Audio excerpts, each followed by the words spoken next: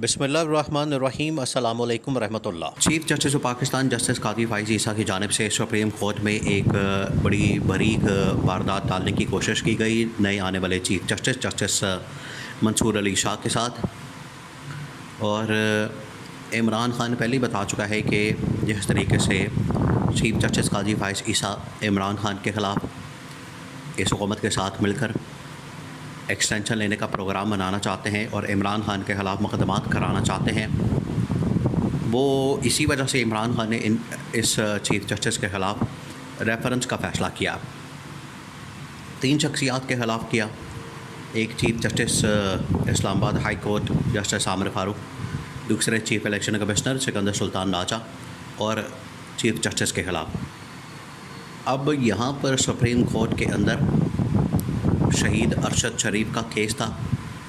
जो पिछले 1 साल से पेंडिंग है। लास्ट टाइम साबिक चीफ जस्टिस उमर अता बंदियाल ने इस केस को सुना था, उसके बाद ये केस कादी फ़ाइज़ ईसा ने आज तक नहीं लगाया। अब 2 महीने टोटल रह गए कादी फ़ाइज़ ईसा के जाने के। 2 महीने पहले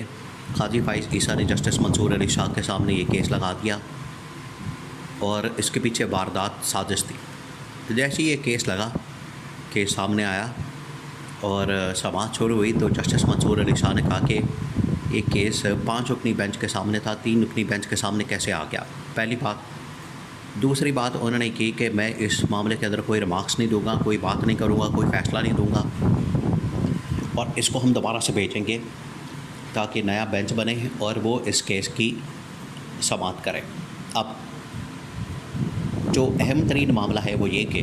कादी फ़ाइज़ ईसा ने जस्टिस मंसूर अली शाह के सामने ये केस क्यों लगाया। देखिए, ये जो अरशद शरीफ का केस है ये इस्टेब्लिशमेंट के लिए बड़ा सेंसिटिव केस है, बहुत सेंसिटिव है और कादी फ़ाइज़ ईसा को इस चीज़ का पता है और जस्टिस मंसूर अली शाह को भी पता है।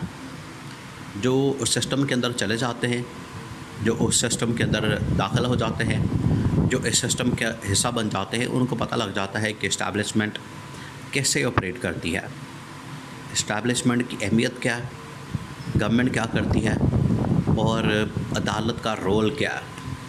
ये जो टॉप की जुडिशरी, उनके टॉप के जो जजेस हैं, उनका अंदाज़ा होता है, उनको पता होता है कि किस तरह से ये काम करना है। अब जब जस्टिस मंसूर अली शाह के सामने ये केस लगाया गया तो इसका मकसद ये था, क्योंकि ये सेंसिटिव केस है इस्टेब्लिशमेंट के लिए, तो कादी फ़ाइज़ ईसा ने इस वजह से लगा दिया कि जस्टिस मंसूर अली शाह जज्बाती होकर इस केस में रिमार्क्स देंगे, फ़ैसला देंगे, बात करेंगे तो इस्टेब्लिशमेंट के साथ इनकी एक लड़ाई हो जाएगी और जैसे ही लड़ाई होगी, जैसे ही ये टकराव होगा, उसके बाद इस्टेब्लिशमेंट पूरी कोशिश करेगी कि इसको रोका जाए, जस्टिस मंसूर अली शाह को रोका जाए चीफ जस्टिस बनने से और ये आमने सामने आ जाएंगे, ये आमने सामने सूरत हाल बन जाएगी, इनके दरमियान एक लड़ाई की सूरत हाल बन जाएगी। तो बीच में से मेरा फ़ायदा निकल आएगा, क्योंकि कादी फ़ाइज़ ईसा बड़ी देर से कोशिश कर रहे हैं एक्सटेंशन लेने की। एक्सटेंशन का प्रोग्राम इस हुकूमत से लेने की बड़ी कोशिश की जा रही है कि हमें एक्सटेंशन मिल जाए, हमें एक एक्सटेंशन आ जाए हमारे पास। और वो हुकूमत के साथ, शहबाज शरीफ के साथ एक सेटिंग हुई थी, एक मुलाकात हुई थी और ये मुलाकात उस वक्त हुई थी जब 6 जजेस, इस्लामाबाद हाई कोर्ट के 6 जजेस की जानिब से ख़त लिखा गया था और उस ख़त के अंदर ये बताया था 6 जजेस ने किस तरह से हुकूमत और एजेंसियां उनके काम के अंदर मुदाखलत कर रही हैं और काम के अंदर जब मुदाखलत हो रही है तो उस वक्त इसके ऊपर मिट्टी डालने के लिए शहबाज शरीफ ने कादी फ़ाइज़ ईसा के साथ मिलकर ये प्लान बनाया कि इसके ऊपर मिट्टी पाओ प्रोग्राम इस तरह से हो सकता है कि एक कमीशन बना दिया जाए तशद्दुक़ जलानी का कमीशन इसके ऊपर मिट्टी डाल देगा और मामले को दबा दिया जाएगा, लेकिन वो नाकाम हो गया।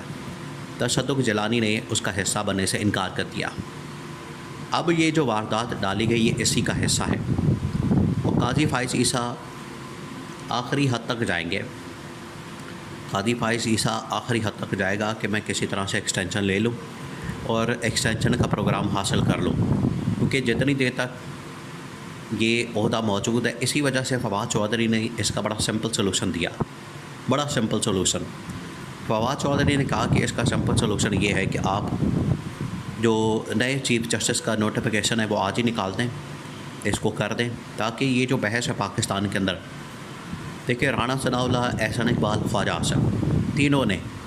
नए आने वाले चीफ जस्टिस मंसूर अली शाह के ऊपर हमला कर दिया। अभी वो बने भी नहीं चीफ जस्टिस, इनको नज़र आ गया, क्योंकि इमरान खान के हक़ में इमरान खान की मखसूस नशस्तें, PTI की मखसूस नशस्तें, वो जो फ़ैसला किया है वो जस्टिस मंसूर अली शाह ने किया, फ़ैसला लिखा भी, किया भी और उसको तहरीर करके पढ़ा भी। इसी वजह से गवर्नमेंट की जानिब से उसके ऊपर हमला किया गया और ये चाल चली गई एक कादी फाइज़ ईसा की जानिब से कि ट्रैप किया जाए जस्टिस मंसूर अली शाह को, जस्टिस मंसूर अली शाह और इस्टेब्लिशमेंट को आमने सामने कर दिया जाए।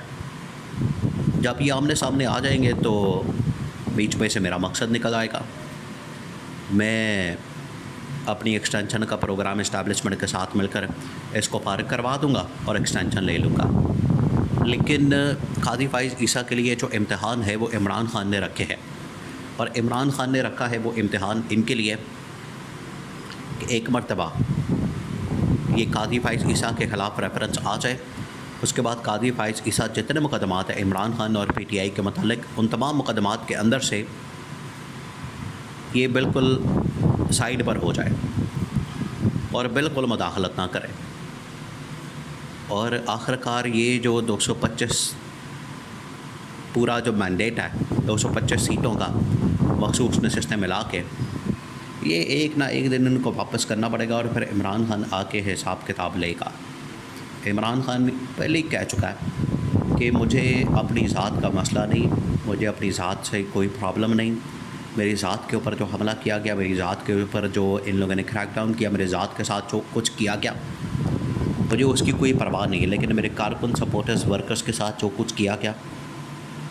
कारकुन सपोर्टर्स के साथ जिस तरीके से मारा गया, उनका कारोबार तबाह किया गया, उसका बदला मैं हर सूरत लूँगा। और इसमें आपको पता है कि ये गवर्नमेंट,